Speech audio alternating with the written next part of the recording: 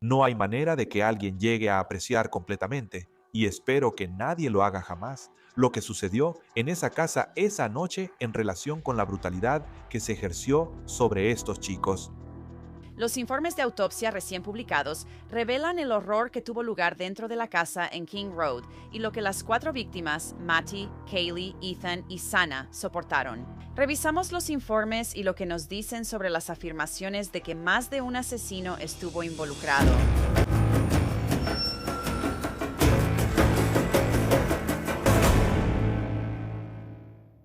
Bienvenidos a Law and Crime. Soy Anjanette Levy. Sabes, ha pasado casi un año desde que Brian Koberger entró a una sala de audiencias en Boise, Idaho, levantó la mano derecha y juró decir la verdad. Fue el 2 de julio de 2025, y después de mantener su inocencia durante casi 3 años y afirmar desde el principio que esperaba ser exonerado, Koberger admitió haber asesinado a Matty Mogen, Kelly Gonsalves, Ethan Chapin y Sana Kurnotl. Hemos hablado de este caso más veces de las que puedo contar aquí en Ley y Crimen y Ley y Crimen. Koberger dijo que él lo hizo. Él estuvo de acuerdo con la declaración de hechos leída por el fiscal del condado de Latah, Bill Thompson. Koberger no dudó, no vaciló. Koberger compró una funda para cuchillo cavar y un afilador a principios de 2022 y viajó por todo el país con ellos. Y el 13 de noviembre de 2022 aceptó que irrumpió en la casa de King Road y apuñaló hasta la muerte a los 4 estudiantes universitarios. Ahora, casi un año después de la declaración de culpabilidad y la sentencia de Koberger, estamos viendo los informes de autopsia de Maddie, Kaylee, Ethan y Sana. Pintan un panorama horrible de lo que los 4 estudiantes soportaron. Es algo que va más allá de lo imaginable. La jefa forense del condado de Spokane, la doctora Venu Singh, realizó las autopsias de los 4 estudiantes y estaba preparada para testificar como experta para la fiscalía. Los fiscales escribieron en un escrito de divulgación pericial: se espera que la doctora Singh testifique que Kaylee González, Sana Kernodle y Madison Mogen sufrieron un alto grado de dolor y o sufrimiento antes de morir como resultado de las lesiones infligidas. Se espera que la doctora Singh testifique: Ethan Chapin también experimentó un alto grado de dolor y o sufrimiento antes de su muerte como resultado de las lesiones infligidas, pero en menor grado que los otros fallecidos. Y la doctora Singh estaba preparada para testificar que las lesiones infligidas a las 4 víctimas eran consistentes con un cuchillo Ka-Bar, el mismo tipo de cuchillo que poseía Brian Koberger. Los fiscales escribieron: la doctora Singh dará su opinión de que las heridas de Gonsalves son consistentes con heridas causadas por un cuchillo de un solo filo o de doble filo. La doctora Singh dará su opinión de que el uso de un cuchillo de combate Ka-Bar de tamaño completo del Cuerpo de Marines de los Estados Unidos es consistente con las lesiones observadas. La doctora Singh hizo otros hallazgos sobre lesiones específicas que encontró en Ethan Chapin. Además, la doctora Singh dará testimonio sobre la evidencia de que el cuchillo utilizado contra Chapin mostró indicios de que tenía un guardamano. La doctora Singh dará su opinión de que las heridas de Chapin son consistentes con heridas causadas por un cuchillo de un solo filo. La doctora Singh dará su opinión de que el uso de un cuchillo de combate Ka-Bar de tamaño completo del Cuerpo de Marines de los Estados Unidos es consistente con las lesiones observadas. Y hay mucho, mucho más en estos informes, incluyendo información sobre la posibilidad de que se hayan usado 2 cuchillos. Así que realmente quería conseguir a alguien con gran experiencia para analizar estos informes de autopsia, los hallazgos de los expertos, y no tengo a nadie mejor para hacerlo que Joseph Scott Morgan. Él es un investigador forense de muertes, también es el anfitrión del exitoso podcast Body Bags. Échenle un vistazo. Joseph, muchas gracias por acompañarnos. Primero que nada, quiero tu opinión sobre estos informes de autopsia. No pensamos que alguna vez los veríamos. Están bajo sello en el estado de Washington. El condado de Spokane realizó las autopsias. ¿Es con quien Moscow tiene contrato? ¿Cuál es tu opinión general sobre los informes de autopsia? Muy minuciosos. Doctor Singh, ¿sabes? Cuando estoy leyendo esto ahora mismo, y esto no hubiera durado tanto tiempo, ¿sabes? Y nosotros, ¿sabes? Es como dijiste, Anjanete, ¿sabes? No pensamos que alguna vez veríamos esto. Pensé que tal vez algún día, pero en este montón de documentos me sorprendí, ¿sabes? Cuando me contactaste y vi que realmente los teníamos. Pero la doctora Singh ha hecho un trabajo maravilloso, creo, en su evaluación o su evaluación post-mortem de los restos ahí en su instalación. Y esto es señal de un buen informe de autopsia.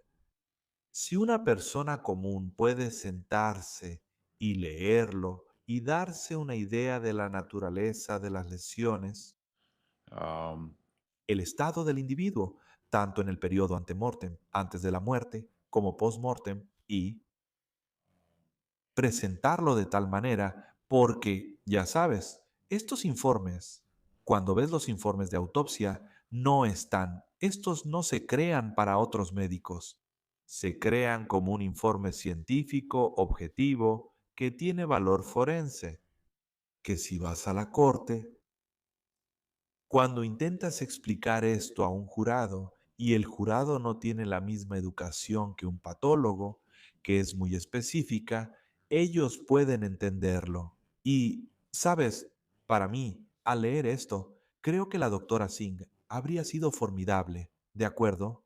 En el estrado. Ha sido muy minuciosa aquí. Ella ha expuesto estas lesiones de una manera que realmente podemos entender. Desde que Brian Koberger se declaró culpable, quiero decir, él entró a la corte y dijo, sí, soy culpable. La jueza le preguntó directamente, ¿te estás declarando culpable porque eres culpable? Y él dijo que sí, dijo que lo hizo. Y desde que eso pasó, ya sabes, en los últimos meses, varias semanas, la gente ha estado saliendo de la nada. Una experta de la defensa, la doctora Turby, dijo que, ya sabes, tenían que ser dos asesinos y dos armas y, ya sabes, dos cuchillos, básicamente. Yo entrevisté a Chris Whitcomb. Él escribió un libro y estaba citando todas estas cosas, todos estos documentos y cosas así, y trabajó con la doctora Turby en este libro. Y ellos están convencidos de que Brian Koberger no hizo esto. Pero quiero leerles algo que al parecer era una de las opiniones sobre las que la doctora Singh iba a testificar si este caso hubiera llegado a juicio. Y ahora veo de dónde viene esto de dos armas, dos asesinos, y vamos a mostrarlo en la pantalla.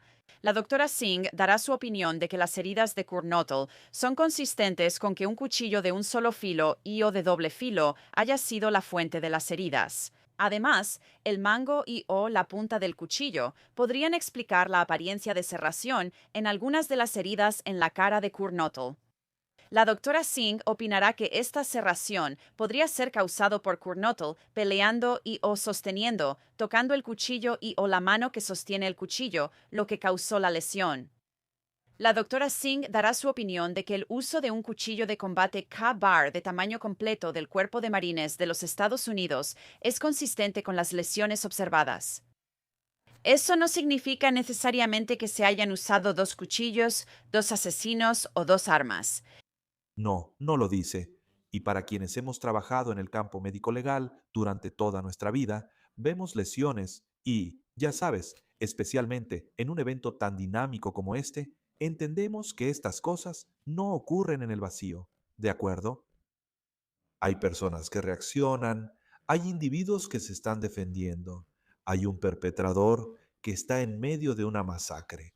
Esto no es algo clínico como una cirugía, ¿de acuerdo? Así que vamos a quitarnos esa idea de la cabeza de que, ya sabes, crees que puedes hacer una evaluación y llegar a una conclusión.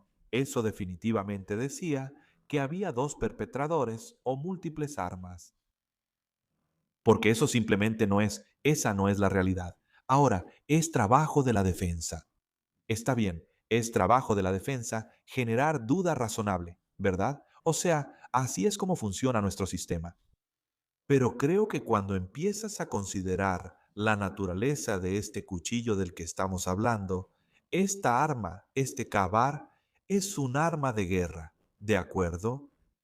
Y tiene las superficies en esta arma. No son estáticas, en cierto sentido son estáticas, pero lo que digo es que tienes un solo filo. La hoja tiene una especie de curva hacia la punta. Tiene una canal de sangre, tiene un lado sin filo. Luego tienes una guarda para la mano. también tienes un mango texturizado que está envuelto con ranuras. Y por cierto, si volteas este cuchillo por el extremo trasero en realidad puede usarse como un martillo. Le recomendaría a cualquiera, ya sabes, que le eche un vistazo a esto y vea que tiene múltiples usos. Por eso es un cuchillo utilitario militar, porque cuando los marines desarrollaron este cuchillo, justo antes de la Segunda Guerra Mundial, creo que fue cuando entró en servicio. Sabían que nuestros muchachos que estaban peleando iban a necesitar algo con lo que pudieran abrir cajas, ¿de acuerdo? Que puedan usar para hacer palanca y soltar cosas. Incluso pueden cortar cosas con él si están tratando de crear una posición de combate. Y por cierto, en realidad pueden hacer guerra de trincheras con esta cosa. Así que si solo usas el mango, si estás sujetando el cuchillo, en realidad puedes golpear con él así. Puedes voltearlo, puedes usarlo como martillo. Lo vuelves a voltear. Puedes apuñalar con él, puedes cortar con él, puedes parar un ataque si alguien viene hacia ti. Así que, y piensas en cómo probablemente se veía esa escena dentro de esa casa. Un baño de sangre, por decirlo menos. Nada de esto ocurrió de forma aislada. Así que si vas a intentar sacar una conclusión, vas a intentar concluir que hay más de un arma involucrada. Creo que todavía te falta para poder probar eso. ¿Y un arma o un asesino puede usar más de un arma?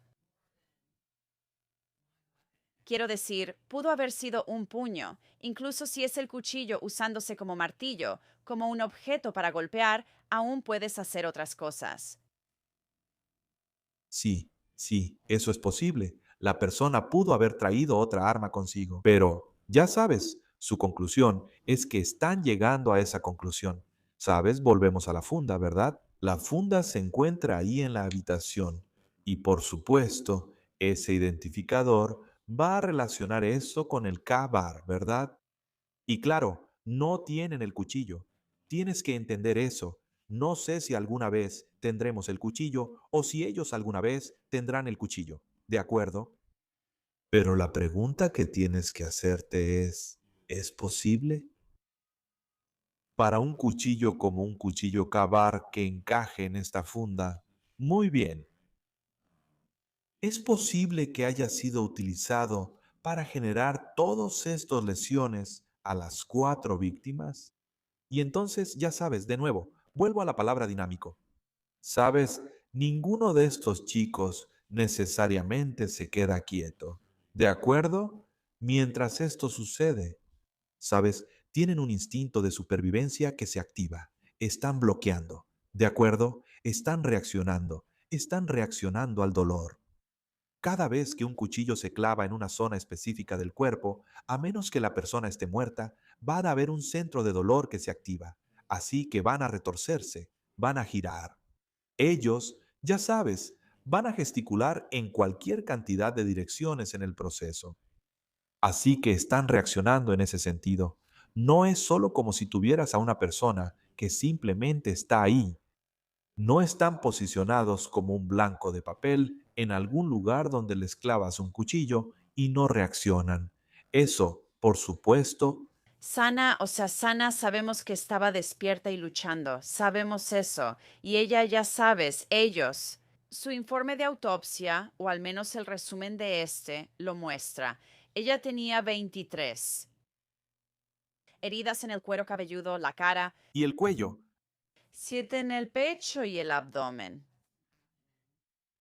Ya sabes, heridas incisas y punzantes en la espalda, quiero decir, en las extremidades inferiores, en todas partes. Quiero decir, Esta pobre chica sufrió muchísimo tratando de salvar su propia vida.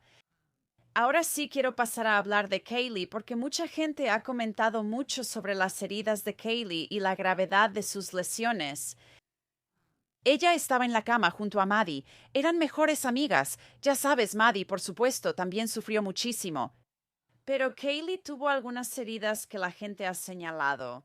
Y una de ellas era que el doctor Singh iba a testificar que había un objeto desconocido colocado sobre su boca. Aparentemente, también tenía un retenedor fijo en la boca en el momento en que estaba durmiendo. Y sus dientes estaban rotos.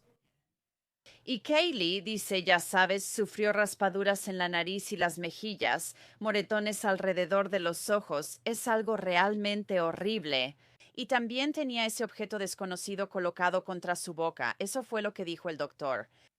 ¿Qué hipótesis tienes sobre qué pudo haber sido? Y he sostenido durante algún tiempo que eso bien pudo haber sido el mango del cuchillo o la forma en que el perpetrador sujetó el cuchillo, mientras se coloca con suficiente fuerza así para empujar y mantenerla en su lugar con el cuchillo, al menos con la fuerza suficiente para generar este tipo de lesión.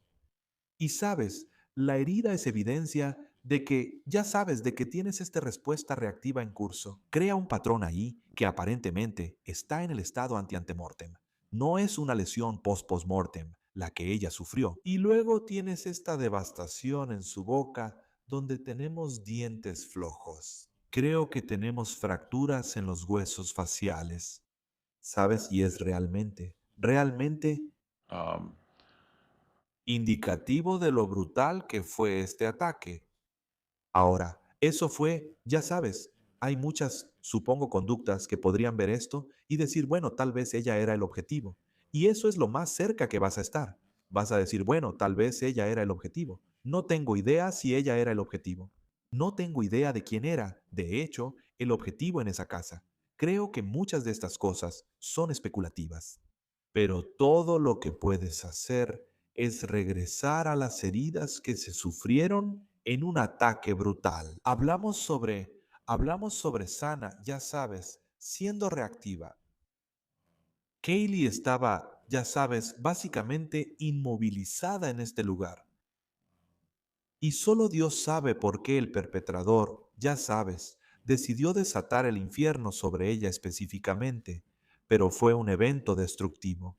Sabes, él simplemente está destrozando su cara con el instrumento que sea. Sigo creyendo que es un cuchillo cavar. Y está siendo usado. No, está siendo usado como un arma de filo, pero también se está usando como un arma contundente, una y otra vez. Porque se necesita una cantidad tremenda de fuerza y como sujetar a una persona, inmovilizándola en una posición estática, así para que puedas um, provocar esta alteración estructural que le estaba ocurriendo a ella. ¿Es posible que Kaylee se haya despertado durante el ataque a Maddie, ya que Maddie estaba más cerca del borde de la cama? Y entonces pasó algo donde ella intentó defenderse o algo así, y por eso vemos la asfixia. Tal vez la apuñalaron en el pecho primero y luego se está asfixiando porque alguien está tratando de taparle la boca con algo. ¿Es posible eso? Sí, sí, ciertamente lo es. Si recuerdo bien, también mencionaron que el doctor Singh había dicho que había espuma seca, que muchas veces se ve con, uh, si piensas en la espuma de una cerveza, ¿ok? Si tienes algún tipo de dificultad respiratoria, produces ese exudado que sale así. Lo vemos, ya sabes, en muchas muertes relacionadas con asfixia así. Y algo de eso puede deberse, ya sabes, a este tipo de compresión cuando estás sujetando a una persona. Estás bloqueando su capacidad para que el pecho suba y baje, especialmente si se ha puesto peso sobre él. También, ya sabes, tal vez la estás sujetando en su lugar con una mano que la inmoviliza, como un agarre en C alrededor del cuello, así apretando el cuello durante un periodo de tiempo. Tal vez mientras el ataque ocurría en otra parte del cuerpo, ya sabes, estás cubriendo la boca. Hay muchas maneras en que el sistema respiratorio puede verse comprometido. Y sin mencionar que también estás introduciendo una cuchilla en el cuerpo. Así que el cuerpo va a reaccionar de esa manera. Sí, creo que existe la posibilidad de que ella haya despertado. Maddie también sufrió muchas heridas de arma blanca, especialmente en la cara. Quiero decir, esto es tan repugnante, tan retorcido. Sabes, pobre Maddie, y ella estaba muy intoxicada. Tenía un alto nivel de alcohol en la sangre, .282. Y, sabes, también era la opinión del doctor que sus heridas eran consistentes con el cuchillo Kabar. Y parecía que iba a haber una opinión de que no creía que Maddie tuviera la capacidad de defenderse. Habíamos leído eso en otros documentos. Sí. Bueno, cuando ves, piensas en el tamaño de Maddie.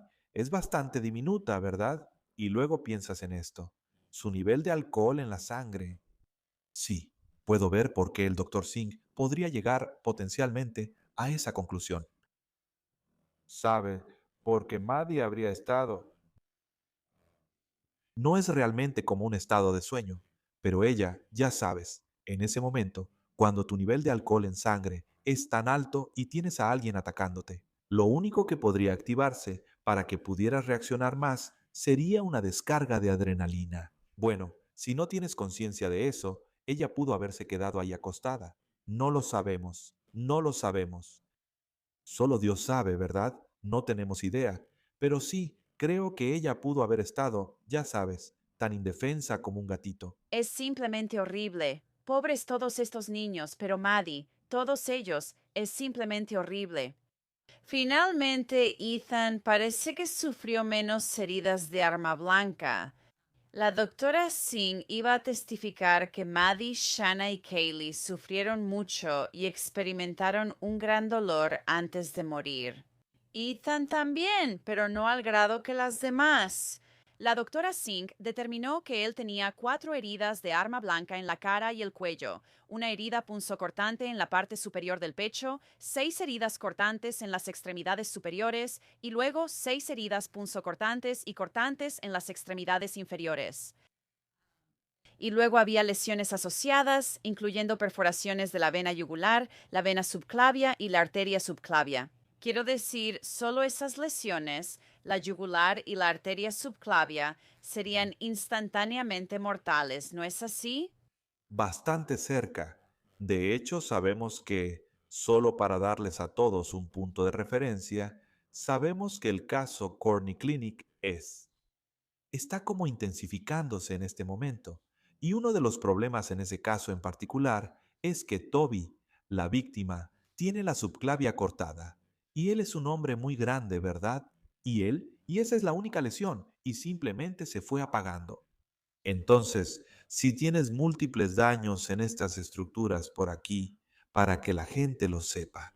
Con la subclavia en particular, estamos hablando de subclavicular, lo que significa debajo de la clavícula, nuestro hueso de la clavícula. Si puedes sentirlo justo aquí, este vaso sanguíneo principal pasa por aquí durante años y años. Ahí es donde los profesionales médicos colocarían lo que se conoce como una línea central, para que pudieras tener un puerto justo aquí y así poder inyectar medicamentos de inmediato. Ahora ya casi no lo hacen, pero esto lo introducía directamente al sistema. ¿Por qué es eso? Porque es un vaso sanguíneo principal. Entonces, cuando esto se corta y también tienes la vena yugular que está cortada, esas estructuras por sí solas harán que alguien se desvanezca muy, muy rápido. Horrible, horrible. Fueron masacrados. No hay otra manera de describir esto. O sea, simplemente fueron asesinados brutalmente. Y en cierto modo me sorprende que hayan aceptado el acuerdo de culpabilidad, que el Estado estuviera dispuesto a hacerlo, pero puedo entenderlo desde ambos lados. Puedo entender por qué los González siguen tan molestos y querían la pena de muerte en este caso, después de leer estos informes de autopsia. Sí, no hay ninguna medida que realmente puedas tomar en nombre de las familias. Y sí, lo entiendo, ¿sabes? Porque incluso desde mi perspectiva, leo muchos informes de autopsia. Los he leído a lo largo de los años, e incluso para mis estándares, la brutalidad involucrada en este caso, sabes, supera lo que puedo comprender. ¿Sabes? Porque es como que lo ves tal como está escrito, pero no hay manera de que alguien alguna vez comprenda del todo, y espero que nadie lo haga, lo que sucedió en esa casa esa noche en relación con la brutalidad que se ejerció sobre estos jóvenes. Realmente no puedes dimensionarlo. Quiero decir, obviamente, el Dr. Zane ha hecho un excelente trabajo aquí. Si puedes usar ese término muy profesional, probablemente sea un término más apropiado, ordenado. Ella pudo relajarse en su entorno y ya sabes, contemplar esto y pensarlo, y lo mantuvo muy ordenado y conciso. Por eso creo que ella habría sido una testigo increíble para llamar al estrado. Y puedo entender por qué las familias sienten que aquí no se hizo justicia. Sí, es solo que, ya sabes, no hay apelaciones y al menos así tienes algún tipo de resolución. No hubo, ya sabes, ningún riesgo. Tienes una declaración de culpabilidad, pero lo entiendo. Sin ninguna declaración final del acusado, lo cual creo que, desde mi perspectiva de cubrir muchos casos, probablemente sea la parte más insatisfactoria, y mi satisfacción realmente no importa. Pero solo, ya sabes, en términos generales, siempre vuelvo a BTK. Sabes, BTK fue obligado a hacer una alocución en la corte, y lo hizo. Y si nunca has visto eso, es una de las cosas más escalofriantes que puedes ver, donde él va caso por caso. Y en este caso, creo que esa alocución ciertamente estaba justificada. No entiendo por qué no se pudo aprovechar de esa manera, a menos que estén pensando en volver a algo en el futuro. No tengo idea de qué podría ser eso. Pero creo que una oferta, he estado diciendo desde el principio, una oferta requiere que él se siente con los investigadores y responda algunas preguntas antes de que estés dispuesto a quitar la pena de muerte de la mesa. Entiendo por qué las familias todavía quieren respuestas. Lo entiendo completamente. José Scott Morgan, muchas gracias. Es un placer, Anjanet. Gracias por invitarme. Los padres de Kaylee González han sido citados recientemente diciendo que quieren hablar con Brian Koberger. Quieren saber por qué mató a su hija y le infligió tanta brutalidad. También han creado una fundación en su memoria. Se llama El asesinato tiene un nombre. Quieren ayudar a otras familias a identificar a los asesinos de sus seres queridos mediante pruebas avanzadas de ADN. Kaylee González habría celebrado su cumpleaños el 8 de junio. Tendría 25 años. En cambio, ahora ella tiene 21 años para siempre. Puedes leer los informes completos de la autopsia en nuestra nueva aplicación, Law and Crime Plus. Solo inicia sesión y los encontrarás en nuestros archivos de casos. Y eso es todo por este episodio de Law and Crime. Soy Anjanet Levy. Muchas gracias por acompañarme. Nos vemos aquí la próxima vez.